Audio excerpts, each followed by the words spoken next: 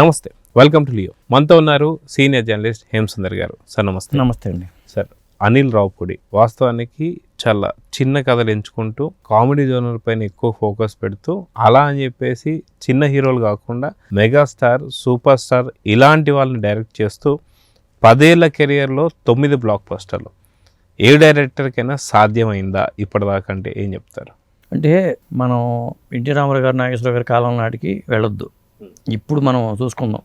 చిరంజీవి గారు వచ్చినప్పటి నుంచి కోదండరామిరెడ్డి గారు, చిరంజీవి గారి కాంబినేషన్లో మనకి ఎన్నో వరుస పెట్టి హిట్లు వచ్చినాయి. అవన్నీ తెలుసు మనకి.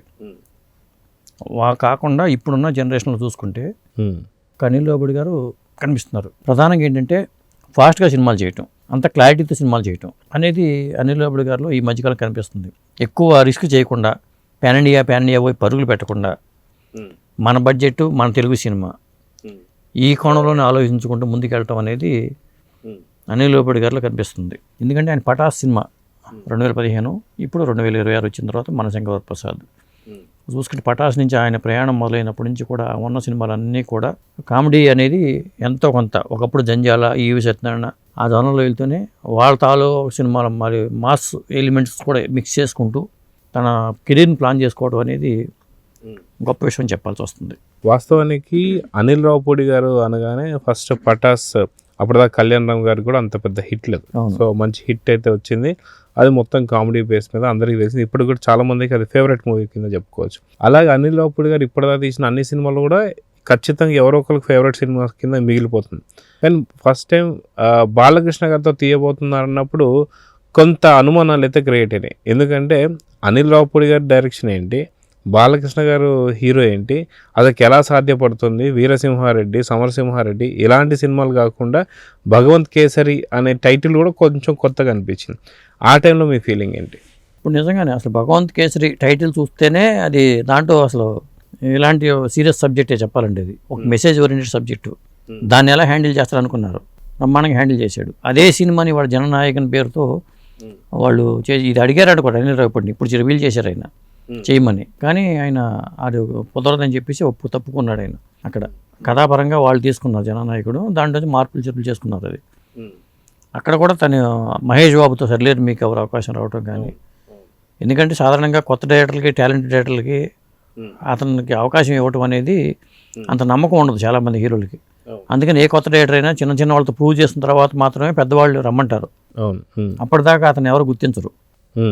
అలా గుర్తించిన తర్వాత కూడా వాళ్ళ నమ్మకాన్ని ఒమ్ము చేయకుండా అన్ని హిట్లు ఇస్తూ, ఇప్పుడు భగవంత్ కేసరి దగ్గర కూడా ఆయన ఒత్తిడి ఫీల్ అవ్వాలి. జనరల్గా అక్కడ ఒత్తిడి ఫీల్ అవ్వాలి. చిరంజీవి గారు అవకాశం ఇచ్చారు, ఈసారి హిట్ అవ్వబోతున్న నా పరిస్థితి ఏంటి అని ఎవరైనా ఫీల్ అవుతారు. కానీ అతనిలో ఆత్మవిశ్వాసం అనేది ప్రస్ఫుటంగా కనిపిస్తూ ఉంటుంది. ఒక పక్క సినిమా ఫంక్షన్లోనూ డ్యాన్సులు చేస్తాడైనా, సినిమాల్లో డ్యాన్సులు చేస్తూ ఉంటాడు, మళ్ళీ దాని మీద ప్రమోషనల్ వర్క్లు వీడియోలు రిలీజ్ చేస్తూ ఉంటారు. అసలు ఈయన ఒత్తిడి ఏమి ఫీల్ అవ్వడా అనేది నాకు అప్పుడప్పుడు అనిపిస్తూ ఉంటుంది. ఎవరికైనా సరే, ఇప్పుడు మొన్న మారుతి చూసారా, వేదిక మీదే ఆయన పాపం అంత పెద్ద హీరో అవకాశం ఇచ్చారని చెప్పి కన్నీళ్ళు పెట్టుకున్నారు. అంత ఒత్తిడిలో ఉంటుంది. చిరంజీవి గారు నాకు అవకాశం ఇచ్చారని కన్నీళ్ళు పెట్టుకోవాలి కదా. వాళ్ళతో ఫ్రెండ్లీగా మూవ్ అయిపోతూ అసలు సినిమా రిలీజ్ అవుతుందనే ఒత్తిడి కూడా ఆయన ఎక్కడా కనపడాల. అది అతని సక్సెస్కి నేను అనుకోవడం ఏంటంటే, అనిల్ రావిపూడి సక్సెస్ఫుల్ ప్రధానమైన కారణం ఒత్తిడి ఫీల్ అవ్వకపోవడం అనేది అతను మొదటి మెట్టు అనుకున్నాను నేను. అయితే అదే కాకుండా చూసుకుంటే మెగాస్టార్ చిరంజీవి గారు గతంలో మనం చూసాం, కొన్ని ఫ్లాప్స్ కూడా ఉన్నాయి. ఆచార్య కావచ్చు, లేదంటే బోలాశంకర్ కావచ్చు, ఇలాంటి సినిమాల తర్వాత వాస్తవానికి ఒక పెద్ద డైరెక్టర్ చేతిలో పెట్టాలని చెప్పి అనుకుంటే తన సినిమాని, కానీ అనిల్ రావిపూడి గారి చేతుల్లో పెట్టడానికి మెయిన్ కారణం ఏంటంటే ఏం చెప్తారు? అంటే అనిల్ రావిపూడి గారి సక్సెస్ని నచ్చి అవకాశం ఇవ్వటం అనేది ఆయన కరెక్ట్, మంచి పని చేశారు. విశ్వంబరన్ ఆపి ఈ సినిమా చేయటం అనేది చిరంజీవి గారి సెలక్షన్ అనేది ఖచ్చితంగా 100% కరెక్ట్. ఎందుకంటే నాకు తెలిసి చిరంజీవి గారు ఖైదీ నెంబర్ 150 దగ్గర తీసుకుంటే మీరు వాటితో కంపేర్ చేస్తున్నా కానీ ఇదే పెద్ద హిట్ అవుతుంది. వాల్తేరు వేరే హిట్ అంటారు కానీ నాకు తెలిసి వాల్తేరు వేరే ఈ రేంజ్ హిట్ ఏం కాదు. ఇప్పుడు మీకు తెలుస్తుంది ముందు ముందు టాకు మనశంకర వరప్రసాద్ ఏ రేంజ్ సినిమా అవుతుంది అనేది మీకు కలెక్షన్ బట్టి మీకు అర్థం అవుతుంది. ఒకప్పుడు రాజా ది గ్రేట్ అని రవితేజ సినిమా వస్తే ఆ సినిమా నెగిటివ్ రివ్యూలు వచ్చినాయి చాలా వరకు. నేను నా ఫేస్బుక్లో ఒక పోస్ట్ పెట్టాను, ఈ సినిమా ఆడుతుందని చెప్పాను. ఇట్లా కొందరికి రివ్యూలు మనం అంచనా వేయలేము. ఇప్పుడు సరైనోడి సినిమాని ఫ్లాప్ అని చెప్పారు చాలామంది. సరైనోడి సినిమాని బోయపాటి గారి సినిమా నేను హిట్ అవుతుందని చెప్పాను. ఇప్పుడు కూడా ఈ సినిమాలో జనాలకు కావాల్సిన అంశాలన్నీ ఉన్నాయి. మరి దాంట్లోంచి మనం బొక్కలు వెతుక్కోలేము. జనాలకు కావాల్సిన అంశాలు ఉన్నప్పుడు మనం ఇక మిగతా విషయాలు మనకు అనవసరం కదా.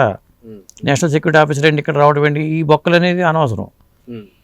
కాబట్టి అతను సక్సెస్కి ప్రధానంగా ఏంటంటే రైటింగ్ స్కిల్ ఉంది అతనికి. ఫాస్ట్గా ఒక సినిమా అయిపోయిన తర్వాత ఇంకొక సినిమా కథ రెడీ చేసుకోవడం, వెంటనే హీరోని ఒప్పించేసి ఆ సినిమాకి సంబంధించిన వెంటనే డైలాగులతో కానీ అవన్నీ మ్యాజిక్ చేయడం మామూలు విషయం కాదు.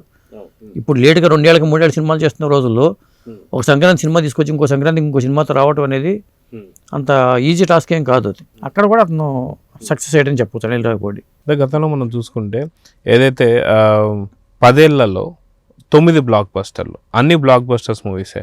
అదే మనం చూసుకుంటే విక్టరీ వెంకటేష్ గారితో F2 కావచ్చు, F3 కావచ్చు, సంక్రాంతికి వస్తున్నాం అంటే వెంకటేష్ గారితో 3 బ్లాక్ బస్టర్ హిట్లు కొట్టిపించేశారు. అది కాక F3 వచ్చేసరికి మళ్ళీ వరుణ్ తేజ్తో కూడా కలిపి అదొక మల్టీ స్టార్ సినిమా కింద చూడొచ్చు. సో ఈ విధంగా చూసుకుంటూ పోతుంటే అసలుకి ప్లానింగ్ ఏంటి? ఒక పక్క ఓన్లీ కామెడీని బేస్ అయి ఉన్నారంటే లేదు, కామెడీ ప్లస్ యాక్షన్. మన సర్లేరు మీకర్ కావచ్చు, భగవంత్ కేసరి కావచ్చు, ఇప్పుడు మెగాస్టార్ చిరంజీవి గారితో ఈ యొక్క సినిమా కావచ్చు. సో రాబోతున్నట్టు 10th ఫిలిం పైన ఇప్పుడు అందరి దృష్టి కూడా ఉంది. సో సినిమా హిట్ అయిందని టాక్ రాగానే నెక్స్ట్ ఎవరితో అని చెప్పేసి క్వశ్చన్ మార్క్ పడుతుంది. సో నెక్స్ట్ ఎవరితో అంటే మీరు ఏం చెప్తారు? నేను అనుకోవడం నెక్స్ట్ నాగార్జునతోనే ఉంటుంది. ఇప్పుడు నాగార్జుననే వెనకబడిపోయినాడు ఈ రేసులో. ఆ నలుగురు అనుకున్నప్పుడు ఆ నలుగురిలో వెనకబడ్డది ఒక నాగార్జున కనిపిస్తున్నాడు. ఇప్పుడు నాగార్జున గారికి చిరంజీవి గారికి మంచి ఫ్రెండ్షిప్ ఉంది. రేపు చిరంజీవి గారు రికమెండ్ చేయొచ్చు. అవును, ఏమైనా సరే నాకు ఒక హిట్ ఇవ్వని చెప్పి చిరంజీవి గారు కూడా అడగచ్చు. కాబట్టి నేను అనుకోవడం నాగార్జునతో సినిమా ఉండొచ్చు, దాంట్లో కూడా ఇంకొక హీరోని ఎంటర్ చేయించవచ్చు, చెప్పలేం కూడా. లేదా నలుగురు హీరోలు కూడా ఉండే అవకాశం ఉందంటారు. ఎందుకంటే ఇప్పటికే మనం చూసాం, అటుపక్క బాలకృష్ణ గారితో తీశారు, వెంకటేష్ గారితో తీశారు, చిరంజీవి గారితో తీశారు. ఇప్పుడు ఈ చిరంజీవి గారి సినిమాలో మళ్ళీ వెంకటేష్ గారు కనిపించారు.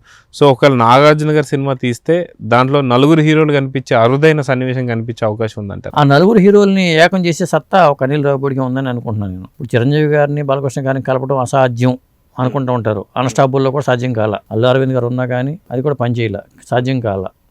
రేపు పొద్దున బాలకృష్ణ గారిని చిరంజీవి గారిని కలిపి సినిమా చేయాలన్నా ఆ సత్తా అనిల్ రావిపూడి గారికే ఉంది. ఇంకో విధంగా నలుగురిని కలిపి ఒక సినిమాలో తీసుకొచ్చే సత్తా కూడా ఆల్రెడీ ఇద్దరిని కలిపి తీసుకొచ్చారు. ఇప్పుడు నలుగురిని కలిపి తీసుకొచ్చే సత్తా కూడా అనిల్ రావిపూడికే ఉందనుకుంటున్నాను నేను అనుకోవటం. ఒక విధంగా చెప్పాలంటే ఆయన ఒత్తిడి ఫీల్ అవ్వాలి. నెక్స్ట్ సినిమాకి ఒత్తిడి ఫీల్ అవుతాడా కాదా? ఎందుకంటే సక్సెస్ పెరిగిపోతున్నప్పుడు కూడా ప్రతిసారి కూడా అంటే హ్యాట్రిక్ అనేది చాలా పెద్దది, డబుల్ హ్యాట్రిక్ అనేది అది ఇంకా పెద్దది. ఇప్పుడు ట్రిపుల్ హ్యాట్రిక్ అయిపోయింది. సో 9 సినిమాలు. సో నెక్స్ట్ సినిమా పైన అయితే ఒత్తిళ్ళు ఖచ్చితంగా కనిపిస్తాయి. కానీ ఇప్పటిదాకైతే ఆ ఒత్తిళ్ళు కూడా ఎక్కడ మనకు కనిపించడం ఎలా చూడాలంటారు? అదేనండి, అతను ప్లానింగ్, అతను టీం వర్క్. ఇక్కడ అనిల్ రావిపూడి అనుకోవడం కాకుండా అనిల్ రావిపూడి టీం వెనకాల ఉండే టీంని డిస్టర్బ్ చేసుకోకుండా ముందుకు వెళ్ళడం కూడా గొప్ప విషయం. టీం ఎఫర్ట్ కూడా చాలా ఉంటుంది. అనిల్ రావిపూడి అనుకోవడం కాకుండా టీం ఎఫర్ట్ కూడా ఉంటుంది. ఇది టీం వర్క్ అనే అనుకోవాలి. ఇప్పుడు మ్యూజిక్ డైరెక్టర్లు కూడా మార్చుకుంటున్నాడు ఆయన. ఇప్పుడు భీమ్స్ వచ్చి ఇప్పుడు వచ్చారు భీమ్స్, గతంలో మరి అందరూ మారారు కదా. కాబట్టి అతను రైటింగ్ టీమ్ ముఖ్యంగా, ఈయన కూడా రైటరే కాబట్టి అంత ముందు డైరెక్టర్ అవడానికి ముందు చాలా సినిమాలకు పనిచేశారు కాబట్టి, శౌర్యం లాంటి సినిమాలు ఇవన్నీ ఉన్నాయి కాబట్టి కెరీర్లో మంచి రైటర్గా ఉన్నాడు, మంచి డైరెక్టర్గా మారాడు. అతనిలో మంచి నటుడు కూడా కనిపిస్తూ ఉంటాడు. డ్యాన్సులు ఎలా తీస్తూ ఉంటాడు, వేదిక మీద చేస్తూ ఉంటాడు. వాళ్ళ నాన్నగారిని కూడా చూపిస్తాడు. సెంటిమెంట్ ఏమనుకోలేమో తెలియదు. లాస్ట్ టైం సంక్రాంతికి వస్తున్న వాళ్ళు కూడా వాళ్ళ నాన్నగారు ఒక చోట కనిపిస్తూ ఉంటారు. ఇందులో కూడా సీరియల్స్ వస్తూ ఉంటాడు. ఈయన తన లైఫ్ని ఆ సీరియల్స్లో చూసుకుంటూ ఉంటాడు. అందరూ కూడా వాళ్ళ నాన్నగారు కనిపిస్తారు. అదో సెంటిమెంట్ అని తెలియదు మొత్తానికి. సో ఓవరాల్గా అనిల్ రావిపూడి గారి సినిమాలు ఇప్పటిదాకా 10 ఏళ్లలో 9 బ్లాక్ బస్టర్లు అంటే చాలా పెద్ద విషయం కింద చెప్పుకోవాలి. సో అనిల్ రావిపూడి గారిని చూసి మిగతా దర్శకులు నేర్చుకోవాల్సింది ఏంటి అంటే ఏం చెప్తారు? అంటే అనిల్ రావిపూడి గారిని మనం ఆకాశానికి ఎత్తేసేసి మిగతా వాళ్ళని మనం పడేయడం కూడా కరెక్ట్ కాదు. ఒకటి, ఎవరి టాలెంట్ వాళ్ళకు ఉంటుంది. ఇప్పుడు మనం ఈ ఇంట్లో అనిల్ రావిపూడి గారిని పోడిస్తే ఈయన పొంగిపోయి మళ్ళీ రేపొద్దున మళ్ళీ తప్పులు చేసే అవకాశం ఉంటుంది. నేను అనుకోవడం ఆయన పొంగిపోతాడని కోసం, దాని ప్రలాభం కోసం మనం ఏం చేయట్లేదు అనుకోండి. జనరల్గా అబ్జర్వ్ చేస్తూ ఉంటాం కాబట్టి, సినిమాల పరంగా మేకింగ్ స్టైల్ పరంగా అబ్జర్వ్ చేస్తూ ఉంటాము కాబట్టి మనం ఇవాళ దీని మీద మాట్లాడాల్సి వస్తుంది జనరల్గా అయితే. కాబట్టి ఎవరి స్టైల్ వాళ్ళదే. కానీ మనం పాన్ ఇండియా పోయి పరుగులు పెట్టకుండా ఇలా, ఇప్పుడు పరుగుతి పాలు తాగే కంటే నిలబడి నీళ్ళు తాగడం మంచిది అంటారు. ఆ నిలబడి నీళ్లు తాగుతూనే ఆయన జర్నీని కొనసాగిస్తున్నాడు కాబట్టి ఇదే కరెక్ట్ పద్ధతి. సినిమాకి ఇప్పుడు కూడా ఇది కరెక్ట్ పద్ధతి. సబ్జెక్ట్ డిమాండ్ చేయకుండా నువ్వు పాన్ ఇండియా ప్రయోగాలు చేయకూడదు ఇప్పుడు కూడా. సో చూద్దాం సార్, మొత్తానికి అనిల్ రావిపూడి గారి 10 ఏళ్ల కెరియర్లో 9 బ్లాక్ బస్టర్ అనేది చాలా పెద్ద విషయం. సో మొత్తానికి రానున్న సినిమాలన్నీ కూడా మంచి బ్లాక్ బస్టర్స్ కావాలని అయితే కోరుకుందాం. నమస్తే సార్. నమస్తే.